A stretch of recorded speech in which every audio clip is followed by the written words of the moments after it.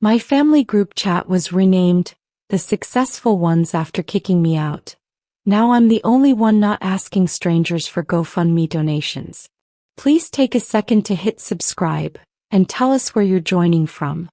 I'm always touched by how connected this community feels. The notification hit my phone at 11:47 p.m. on a Tuesday. You have been removed from Morgan family forever. I stared at the screen, my heart hammering against my ribs like it was trying to escape my chest. My sister Tessa had created that group chat 6 years ago when Mama passed. It was supposed to keep us connected. Me, Tessa, our brother Darnell, and our cousins Tiana and Eduardo. I refreshed WhatsApp 3 times thinking it was a glitch. Nothing. I texted Tessa directly. Did you remove me from the family chat? 3 blue check marks appeared immediately. She'd read it. No response. The silence felt like a slap. I called her. Straight to voicemail. Then Darnell. Voicemail. My hands started shaking as I dialed Tiana, the cousin I'd grown up sharing secrets with, the one who used to sleep over every weekend. Tana, what's going on? Why am I? Look, Imani, she cut me off, her voice cold as January wind. We just think it's better this way. You're always so negative about our accomplishments. We're trying to maintain positive energy. Negative? What are you talking about? You didn't even congratulate Eduardo on his new business venture. You're always raining on people's parades with your realistic talk. She said realistic like it was a curse word. We renamed the group The Successful Ones because that's what we are. Maybe when you get your life together we'll add you back. The line went dead. I sat there in my small apartment surrounded by my nursing textbooks, still in my scrubs from a double shift at Detroit Medical Center, and felt something inside me crack. I couldn't sleep that night. My mind kept replaying Tiana's words, searching for what I'd done wrong. The Eduardo situation she mentioned, that was 3 weeks ago. He'd announced in the group chat that he was opening a luxury sneaker boutique and needed $50,000 for inventory. I'd simply asked, do you have a business plan? What about market research? Tessa had responded with 8 eye roll emojis. Here she goes with her nursing school superiority complex. That stung then and it burned worse now. I'd worked my ass off to get into that nursing program. While they were posting Instagram stories from clubs every weekend, I was pulling double shifts as a CNA, studying until 3 a.m. surviving on ramen and prayer. My superiority complex was actually just exhaustion and dedication. I thought back to Mama's funeral 6 years ago. She died suddenly from a stroke at 52, leaving us with nothing but medical debt and grief. I was 22 then, Tessa was 25, Darnell was 28. At the repast, Tessa had pulled me aside, mascara running down her face. We gotta stick together, Imani. We're all we got now. I'd believed her. I'd organized monthly dinners, remembered everyone's birthdays, sent encouraging texts when they were down. When Tessa got evicted 2 years ago, I'd let her stay with me for 4 months, even though my studio apartment barely fit one person. She'd never paid me the $1,500 she promised for rent. Now staring at my phone's empty group chat list, I realized something poisonous had been growing in my family for a long time. Thursday morning, I was at the hospital break room when my coworker Valencia slid into the seat across from me. Girl, why you looking like somebody stole your joy? I told her everything. Valencia listened, her expression shifting from sympathetic to disgusted. Let me get this straight. You're the only one with a stable job, you've never asked them for money, and they kicked you out for being negative. Apparently, I don't support their dreams. Their dreams. Valencia laughed bitterly. Imani, I follow your sister on Instagram. Last month, she posted about her candle business. The month before that, it was a wellness coaching certification. Before that, wasn't it something about flipping houses? He was right. Tessa had a new business idea every 6 weeks, each one requiring startup capital she didn't have. Darnell was worse. He'd been about to finish his mixtape for 3 years, constantly buying studio time he couldn't afford. Tiana was deep into some pyramid scheme selling weight loss shakes, calling herself a boss babe while working part-time at Target. Eduardo was different. He'd always been the golden child of our generation, the one our aunties fawned over. Eduardo is so entrepreneurial, they'd say, ignoring that every business he'd started had failed within 6 months. The food truck, the car detailing service, the cryptocurrency mining operation. All disasters that left family members who'd invested poorer than before. You know what your problem is? Valencia said, pointing a forkful of salad at me. You're the mirror they don't want to look into. You're proof that success comes from hard work, not get-rich-quick schemes. Her words settled into my chest like truth. 2 weeks of silence passed. No texts, no calls, no accidental run-ins even though Tessa lived 15 minutes away. I threw myself into work and studying for my NCLEX exam. If my family wanted to cut me off, fine. I'd prove I didn't need them. Then, on a Saturday afternoon while scrolling Instagram, I saw it. Eduardo had posted a GoFundMe link with the caption, "Family, friends, and supporters. As you know, I'm opening Soul Legacy, Detroit's premier luxury sneaker boutique. I'm $5,000 short of my goal. Every contribution counts. Hashtag Black Business, hashtag Dream Chaser, hashtag Family Support." My thumb hovered over the link. I clicked. The goal was $55,000. He'd raised $8,000 mostly from small donations, $20 here, $50 there. I recognized some names. Aunt Paula, Uncle Dennis, several family friends from church. People who probably couldn't afford it.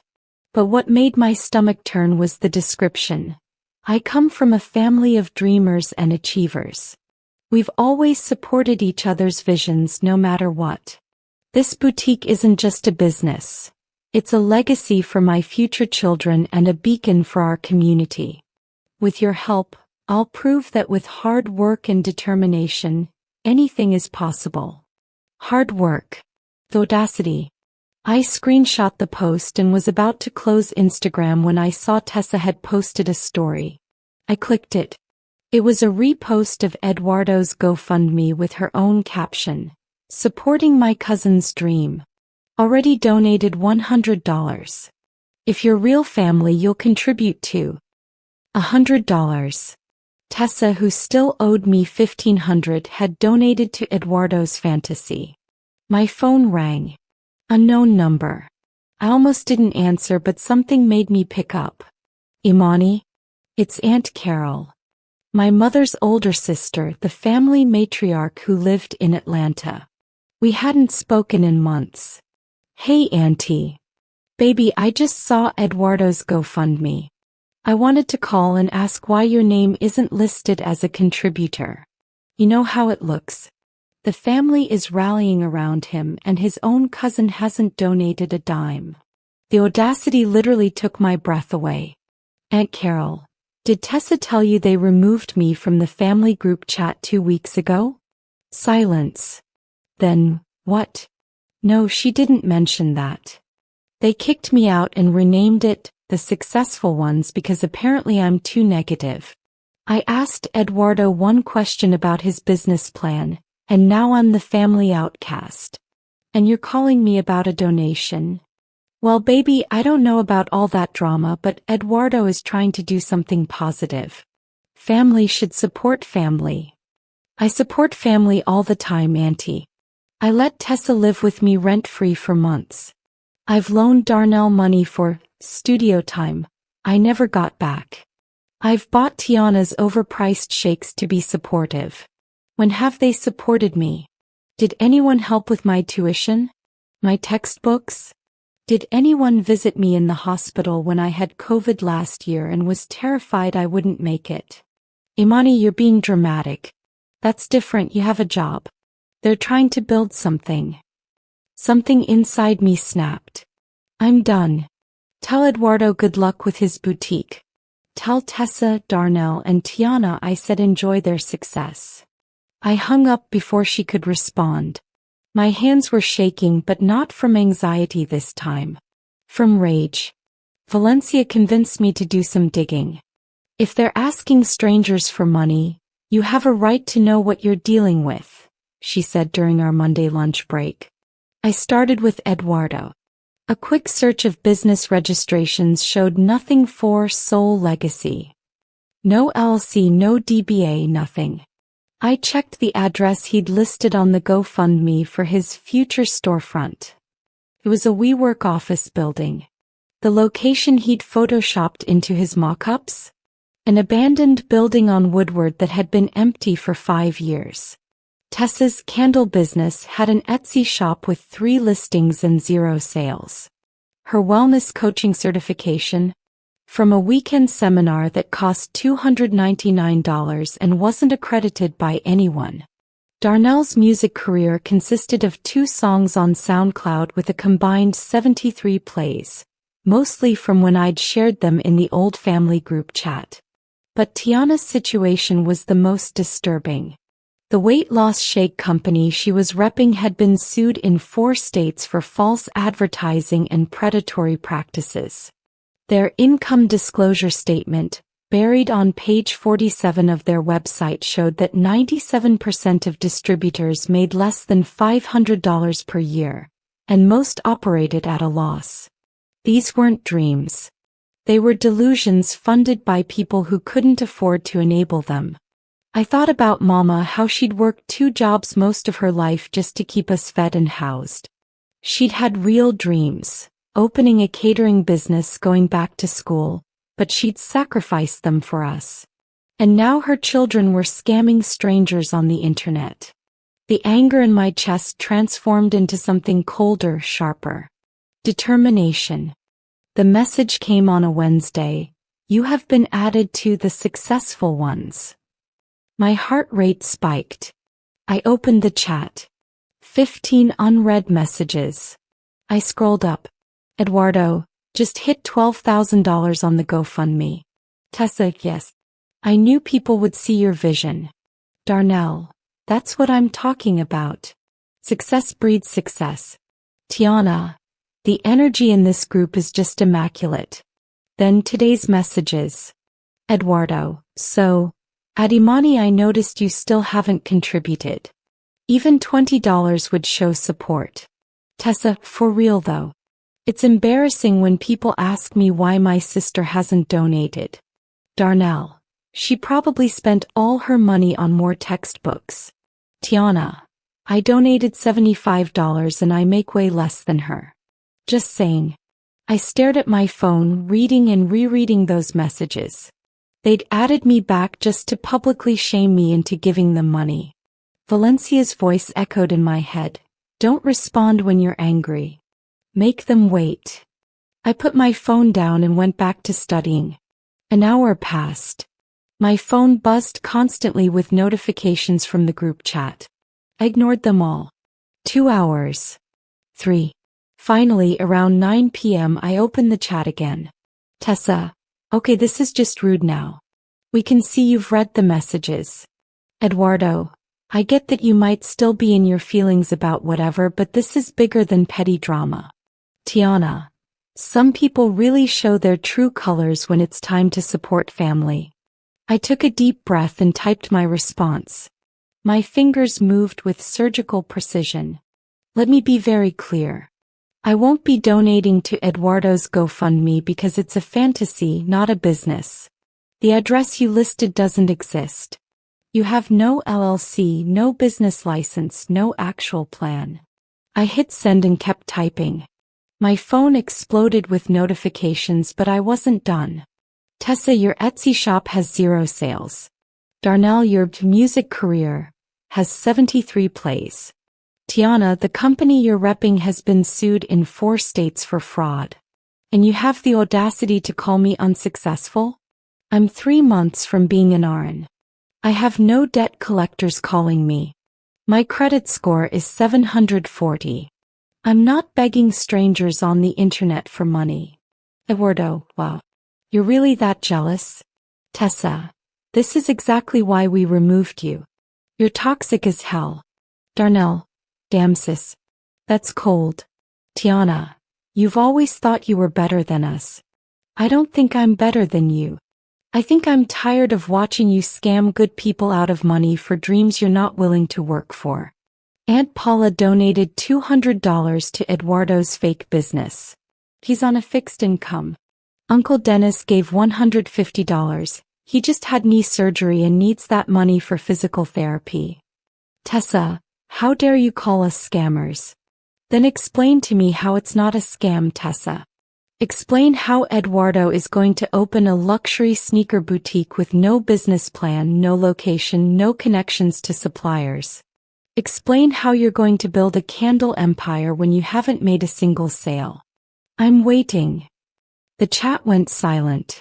1 minute. 2. 5. Then Aunt Carol joined the chat. My stomach dropped. Aunt Carol. Imani Marie Morgan, I cannot believe the disrespect I'm seeing here. These are your family members trying to better themselves, and you're tearing them down out of pure jealousy. Your mother would be ashamed. That last sentence hit like a physical blow. My vision blurred with tears, but I wasn't backing down now. Don't you ever use my mother's name to manipulate me, I typed, my hands shaking. Mama worked herself to death, literally, to provide for us. She had real dreams she gave up so we could eat. And you're comparing her sacrifice to this? To Eduardo photoshopping images of a building he doesn't own? To Tessa's 15th failed business idea? Mama would be sick. Aunt Carol, you're out of line. No, I'm finally in line. You want to talk about respect? Let's talk about how Tessa lived with me for 4 months and never paid the $1,500 she promised. Let's talk about the $800 Darnell owes me from studio sessions that produced nothing. Let's talk about how when I had COVID and thought I might die, not one of you visited me or even called. But Eduardo posts a GoFundMe and suddenly I'm the villain for not contributing. Eduardo, those are completely different situations. You're right. Those situations involved me actually helping family without expecting anything back. Your GoFundMe is you expecting something for nothing. Tiana, if you were really family, you'd believe in us. If you were really family, you wouldn't have kicked me out of the group chat in the first place. You wouldn't have renamed it The Successful Ones like a petty high school clique. You wouldn't be publicly shaming me for not funding your delusions. I screenshot everything. The GoFundMe, the fake address, the non-existent business registration, the Etsy shop with 0 sales, Tiana's pyramid scheme lawsuits. I typed one more message. I'm posting all of this publicly if you don't refund every single person who donated to these businesses within 48 hours. Every single person. Then I left the group chat and blocked all of them. The next 48 hours were chaos. My phone received hundreds of calls from blocked numbers. Voicemails from family members I hadn't heard from in years, all telling me how wrong I was, how family doesn't air dirty laundry, how I was destroying Eduardo's dreams. But something else happened too. Uncle Dennis called me directly. Imani, sweetheart, I want you to know I appreciate what you did. I couldn't afford that $150. I put it on a credit card because Carol made me feel like I had to. Your mama raised you right, baby. Don't let them tell you different. Then Aunt Paula texted, I got my $200 back this morning. Eduardo said the GoFundMe was paused for restructuring. Thank you for speaking up. I needed that money for my blood pressure medication. More messages trickled in throughout the week. Family, friends, distant cousins, people from church, all thanking me for exposing what they'd suspected but were too afraid to say. Each message was validation, but it also hurt. How many people had my family scammed before? Valencia brought me coffee during our Thursday shift. Girl, you're trending on Black Twitter. Someone screenshot the fake business address drama. What? She showed me her phone. The screenshot had 40,000 likes. Comments rolled in. This is why I don't donate to family GoFundMes anymore. The audacity to remove her then ask for money. She's the only successful one and they kicked her out? My private confrontation had gone viral. My phone rang. A Detroit news station wanted to interview me about family financial manipulation. I declined. But Friday morning brought a different call. Imani? It's Eduardo. You got what you wanted, Eduardo said, his voice flat. The GoFundMe is shut down. Everyone got refunded. Happy now. This wasn't about making me happy, Eduardo. It was about stopping you from scamming people. Scamming. He laughed bitterly. I was trying to build something. Just because you don't understand entrepreneurship. Entrepreneurship requires a real plan, Eduardo. Not photoshopped images and lies. Where were you going to get $55,000 worth of luxury sneakers? Who are your suppliers? What was your marketing strategy? Did you even know the profit margin on resale sneakers? Silence. That's what I thought. You know what your problem is, Imani? You're so busy being realistic that you kill dreams before they start. Yeah, maybe I didn't have every detail figured out, but I would have figured it out with the money. That's not how business works. You can't figure it out after people give you $55,000. That's fraud. My family believed in me. Your family enabled you. There's a difference. I paused, choosing my next words carefully. Eduardo, you're 32 years old. How many businesses have you started and failed? The food truck? The detailing service? The crypto mining? At what point do you stop and ask yourself why nothing works? Because people like you don't support. No. Because you don't do the work. You want the Instagram aesthetic of being an entrepreneur without the actual entrepreneurship. You want people to call you a boss without being one. And you're taking advantage of people who love you to fund that fantasy. Fuck you, Imani. You're dead to me. I've been dead to you since you kicked me out of that group chat. At least now I'm dead to you with a clear conscience. He hung up. I sat there in my scrubs, coffee going cold in my hands, and felt something strange. Not regret. Relief. 3 months passed. I graduated from nursing school and passed my NCEX on the first try. Valencia threw me a small celebration at her apartment. Just close friends from work, people who'd supported me through the chaos. To Imani, Valencia raised her glass. The only successful one who doesn't need a GoFundMe. Everyone laughed. I smiled, but part of me still ached. I'd blocked my family on everything, but I still thought about them. Still wondered if I'd been too harsh. Still flinched when I saw families laughing together at the hospital. Then one Tuesday afternoon during my shift, I recognized a name on my patient roster. Tessa Morgan. My stomach dropped. I requested to be reassigned, but we were short-staffed. My supervisor gave me a sympathetic look. You're professional. You can handle this. I walked into room 414 and there she was. My sister, looking smaller than I remembered, and 4 in her arm, her usually perfect hair wrapped in a messy scarf. Imani. Her voice cracked. I'm your nurse today, I said professionally, checking her chart. You're here for dehydration and a kidney infection? Yeah. She looked away. I couldn't afford to go to urgent care when it first started, so I waited. It got worse. Something in my chest tightened. Your insurance didn't cover it? I don't have insurance. I've been doing DoorDash and Instacart to make rent. The candle thing didn't work out.